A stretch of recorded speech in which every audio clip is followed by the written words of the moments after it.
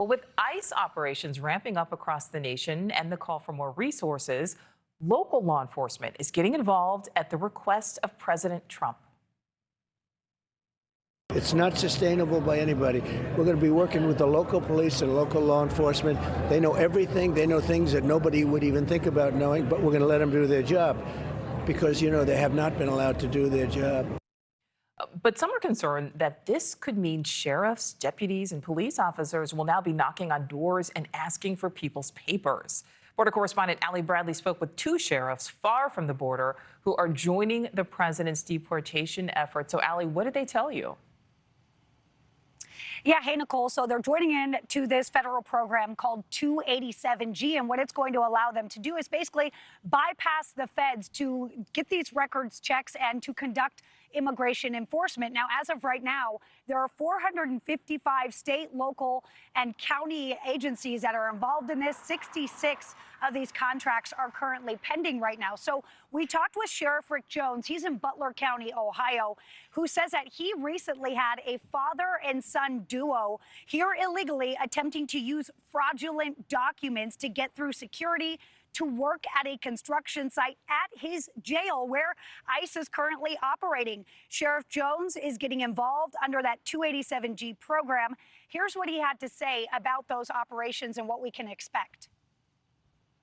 We're not going to raid the churches. The media puts that out. That's not true. We go into the churches and schools. If somebody commits a crime, we go in there now, have my whole career. We're not going to go in and round people up. We're not going to knock on their doors and arrest people. I assume we're going to go in companies and factories and where people are working illegally. Okay, so Nichole, we also talked with the sheriff in Wyoming. There's some concern here about how far this is all really going to go. Sheriff Kozak in Laramie County is reassuring his community that they're not going to be asking for immigration status when they respond to regular calls of service. Take a listen. We will only certify those one or two deputies that are going to be working interdiction on the interstates. So they're not going to be responding to calls in our neighborhoods, in our community. So we are leaving those kind of investigations that are going on in our communities to immigration. So we won't be directly involved in those. So again, the primary focus of those deputies who are task force certified is for interdiction, human trafficking interdiction on the interstate. And that's it. Okay, so right now, Sheriff Kozak, he is actually waiting for his official contract with ICE and the U.S. Marshals to start housing ICE inmates. He says they anticipate they'll have around 50 to 100 ICE detainees in his jail where he has some vacant space.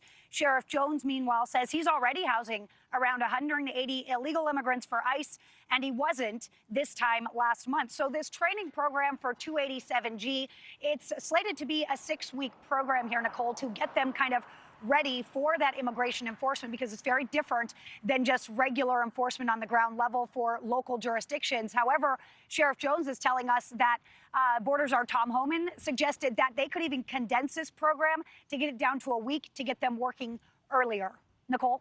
All right, Allie Bradley, live for us there in Del Rio. Thank you. Thanks for watching. Go to joinnn.com to find News Nation on your screen. And don't forget to click the red subscribe button below to get more of News Nation's fact-driven, unbiased coverage.